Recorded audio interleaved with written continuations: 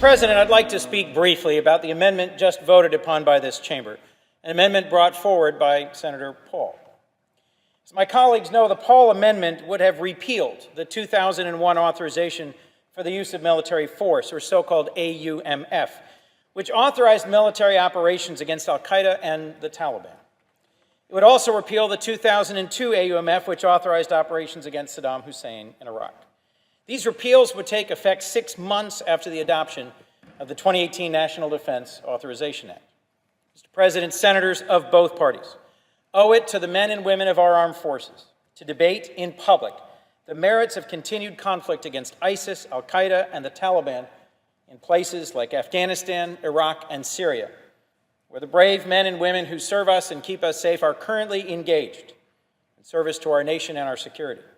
I am very sympathetic to my colleagues' concerns about the potential consequences of repealing the 01 and 02 authorizations. I don't want our troops fighting overseas to see our debate over this amendment as a lack of support for their vital mission. And I don't want to see our enemies emboldened. I, however, chose to support the Paul Amendment, but my commitment to our troops and my commitment to defeating our enemies is as strong as ever. This body can and must immediately get to work to craft a legal authorization relevant to our current conflicts. That's why I supported the Paul Amendment, which would have provided a 6-month window to allow Congress to demonstrate oversight, vigorous review of the status of our military operations around the world, and to pass a new authorization relevant to our current national security threats. In other words, Mr. President, it would have required Congress to do its job.